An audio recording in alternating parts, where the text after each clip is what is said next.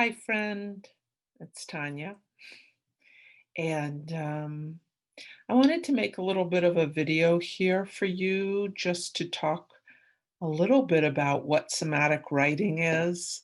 I know a lot of you have been following me for a very long time. Many of you have worked with me as solo performers, as writers, been in monologue shows, storytelling nights, and many of you have just been following me. So I want to tell you about how somatic writing came about because it's all pretty miraculous. So, about 19 years ago, I was going through a divorce with my daughter's dad, and it was a very traumatic situation, sadly, because he was really taken over. His body and being was taken over by mental illness. And there was a very dramatic incident on my daughter's fourth birthday where he, who had always been a very loving and certainly nonviolent man, had tried to strangle me. And there was a lot of trauma, okay, in my body. And at the same time, I was kind of really getting out there. I was in Oprah's magazine. I was doing a show off Broadway of the Cancer Monologues. My work became a book. A lot of things were happening, but out of survival, I took and sort of just pushed that message, that experience underground, and sort of gave the message to myself of like, be strong, be resilient, like go on. And I did go on. And I did raise my daughter in Santa Fe, as many of you know. Many of you know us. And she's 23 now. So this was 19 years ago. And gosh, during that time, I did so many solo shows with all kinds of people. Did so many monologue shows with the LGBTQ community and hospice communities in California and Texas, as well as New Mexico. Worked in New York doing cancer monologue shows, plugging in with hospitals and wellness centers, and just, gosh, so many shows. And then 10 years ago, I decided I wanted to learn how to coach memoir as well. So I worked with my dear friend Candace Walsh, who's an author and editor and still works with some of my students on their books. And yeah, and we walked out coaching together. We walked out a coaching lab. We called it Author It, that we did for many years. And then I started working with many clients privately, both on solo shows and memoirs. So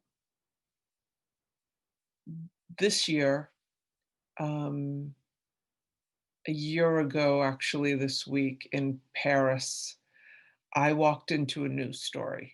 I was walking on the banks of the Seine River near Notre Dame with my husband on our wedding anniversary. And my new husband, and I felt the divine feminine enter my heart. And I knew I was starting a new story. I was there to be part of a business incubator, to learn a way to get my story work into the world in a bigger way and more effectively. And I knew it was happening. And then I came home and COVID happened and quarantine for all of us, right? All over the world. And it was actually, well, a devastating year, and certainly a devastating year with political narratives and whatnot. For me, as an empath and an introvert, I was able to go so deep. It was really a blessing to stop traveling all the time for my work and having people fly in and work with me live. I was able to get very, very clear on my process and sort of live into.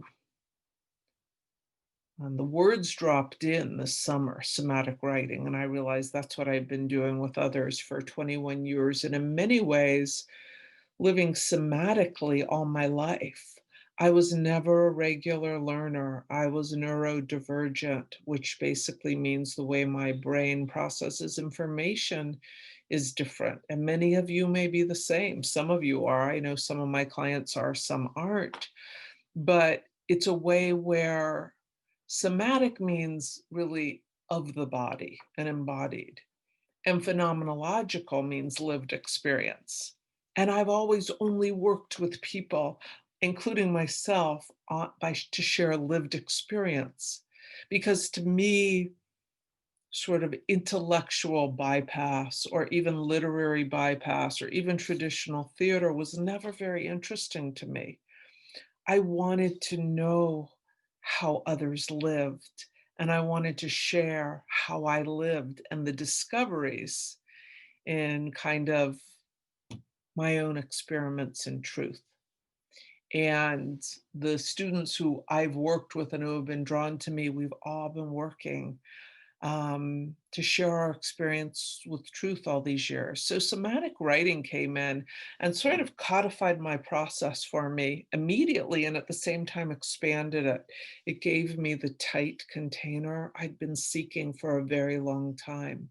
And I had to live into it first and really become a master of my craft as a story coach. That's where I feel that I live in mastery, not as a performer myself and not as a writer myself, but as a story coach, coaching, teaching, and mentoring others on their stories.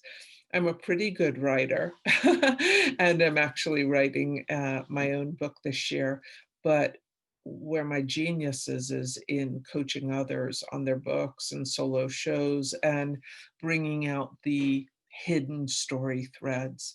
And for me, 2020 was a relief because all the shadow stories that have been harming our culture came out this year.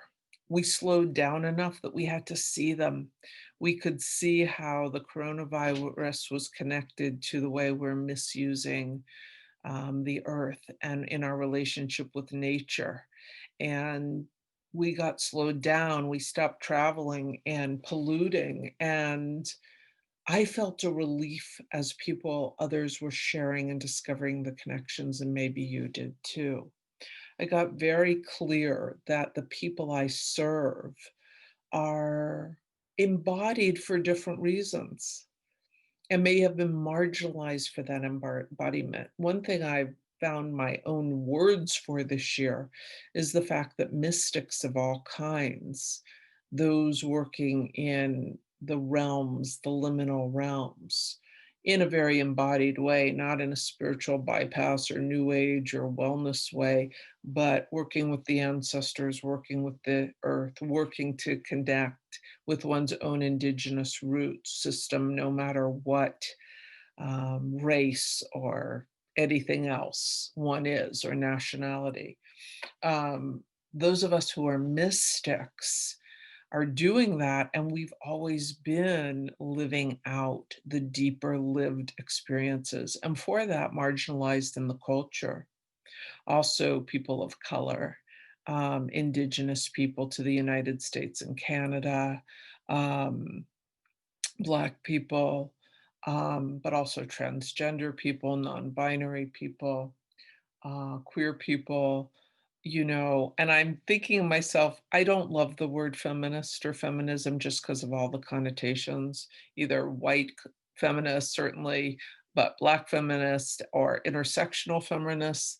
I'm starting to call myself, I'm doing intersectional soul work. I'm interested in the expansive multidimensional aspects of you, and the lived experience of the child within, the mystic within, the part of you that's connected to your ancestors and that DNA connection that still holds story and the story thread. Your erotic, your real erotic story, the story of maybe you're living it and maybe you're still wanting to find a way to live into it. And so you can write yourself into it, walk your way into it. The stories of the true erotic, these are all the things that this culture marginalizes. And as we bring those stories back, and for me, it was 6 years ago when I fell in love with my husband, a transgender man, that I literally lived into my sexuality at 49 years old. I'd always been confused. I was like, "How come I fall in love with men but prefer sexual relationships with women?" And it's like my story of being somebody who prefers, and not just prefers, but my sexuality aligns with transness and non-binary nature in my partners, wanting both that masculine and feminine essence, that intersection, that of gender and body, and not in a fetishizing way or an objectifying way, but in the bigness of soul way, allowed me to access all of me. And so now this work is about, yes, again, about writing your book, but first it's about liberating you and helping you untether and access your real power.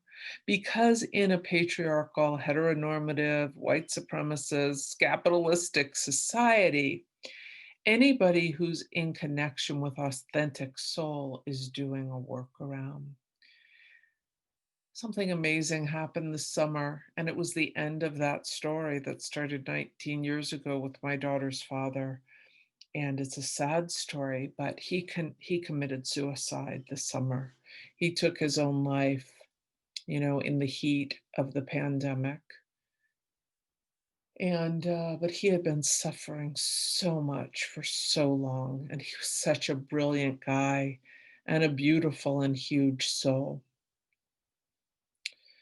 And I have felt ever since he passed, number one, fully liberated from my trauma, but two, it's been integrated in a way where now all of what he went through and he and I went through, and coming out of it with a beautiful, amazing, gifted, embodied daughter, but also the bigness of that story cracking open.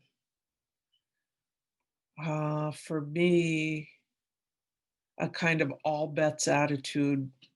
I got to put all of my work in the world now, no holding back, serving as many of you to come fully into your liberated voices as possible, and continuing to push myself to go deeper in my own liberatory practice through writing and speaking and storytelling and finding different aspects of self, including a relationship to the land, the body, the mystic, um, to come all the way out. Because after all these thousands of years of suppression, our only hope is to find our way out with our voices, our writing and speaking, and our beingness, living it, embodying it, being and becoming our story, our true story, not the false narratives or the false choices we were handed, but rather writing while living into our story, living into our story while writing and speaking our story. So this is what I'm doing here, and we have two programs happening now. One is story archaeology, which is a year to liberate your voice, and I think it's kind of the coolest program I've ever come up with. Um, it was very important to me to find a way to make my programs accessible for those who don't have a lot of money. For many, many years, I charged very high rates and I saw people one on one. And I definitely acknowledge my privilege and my whiteness that gave me a pathway to do that. I also know that it's the stories that need to be told most are not necessarily held by those who can who have the most money to pay for it. So that's a program is $1,000 for a year, working with me and my team weekly to just write and create a global writers community, to unpack your voice, to go deeper, and to go into very deep narrative practice. And the second program I have is the Memoir Lab, and that's an intimate cohort of 18 people.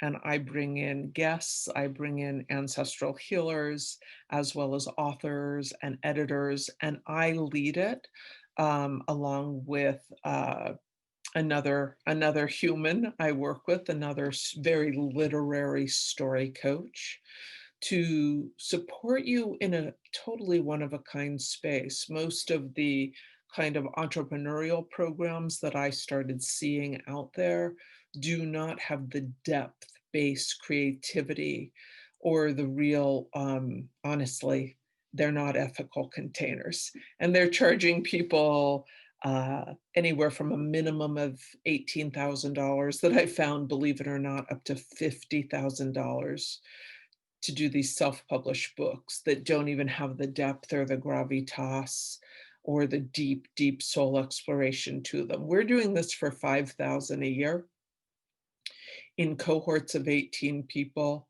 with the option of getting additional one-on-one coaching if you feel that you need it. But we are committed to getting everybody through, and I've already started the programs, and they're just going amazingly well, getting people through their first drafts in a year, because this is critical to, if you're a leader in this new emerging paradigm, to having a finished book, honestly, as a calling card into the new world and into your soul purpose and into your work. Even though it's been 18 years since I published a book and almost as long since I did one of my solo shows, by doing three original shows initially and having an anthology, getting into Oprah and on CBS and all these things, and having that on social media called social proof, it just became a calling card. But to have a book is the way to really codify your your process and put out your story, your soul story in the world. I mean, you can also do a solo show, and I did three, but I would say in terms of time and how far it reaches, it doesn't reach, especially right now with pandemic and theater the way it is, um, as far as a book does. So, yeah, so it's $5,000 for a year in the Memoir Lab, and we have a class coming up in February, an early February, a new cohort. And I'm writing my own book this year on somatic writing, and I couldn't be more thrilled. And oh, for me, it's the whole thing. It's like my whole life led me to this moment. And because I've worked somatically rather than letting somebody else sort of teach me, I've lived into all my work. I never fit well into dominant sort of paradigms or traditional educational systems. I got into three different very prestigious colleges and dropped out three times, even though for years I've worked with many of my students have had master's degrees and PhDs and are more educated formally than me. My gift is that I totally own now and no longer, nobody gets to shame me for. It's actually my genius, was that I couldn't work ever in systems that didn't feel authentic and true to me, didn't have that learning style. So I have lived into all of my processes and had amazing mentors along the way, and then now have had over 1,000 students that I've gotten to practice on, who have written and published books through me, written and performed solo shows with me, written and performed monologues with me. And so for me, I'm 56 years old and feel like I now am just in this, the somatic writing dropping in. I get to have a system that's totally authentic rather than imposed on me or my students, where I can support each of them in their authenticity to share their stories. So that's what somatic writing is, and that's what 2020 has been about with me, and we will be deepening the work in 2021. And if you're interested in anything, interested in any of my free classes this year, any of my webinars on the 9 steps, to write your memoir, or a hybrid nonfiction book. I'm doing memoir and hybrid nonfiction, which is more story plus the process you're offering if you're a master teacher yourself or healer and want to combine that with your story, or coming into story archaeology to just open your voice, or considering Memoir Lab. We're going to have a lot of um, We've had a lot of free circles in the last 6 months getting going, and they've been amazing. We'll be having more in this new year, as well as some other creative things, book signings with somatic authors this year, and some full moon circles, sort of some witchy circles, as part of me totally claiming my queerness and my witchy ancestry from my Scottish and Irish and French and New England relatives. So I've been really exploring that in the last several years. So we'll be doing some full moon circles and doing some energetic healing, ancestral writing circles. Sign up for the newsletter if you're not on it, or just keep an eye, or reach out to me, or somebody on my team. There'll be the contact information in the connected email to this. So sending you all lots of love. Thank you for listening to my story, and sending you a lot of just sort of all my heart at this time where we're navigating so many strange narratives and so many really uh, painful narratives, as we have this reckoning of how we are treating each other people of our species, the earth herself, and being called to undo our personal, familial, and collective narratives. It's a very intense time.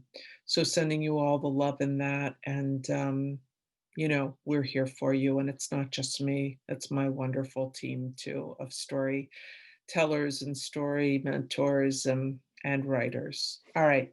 Lots of love. Thanks for being here and listening. Bye.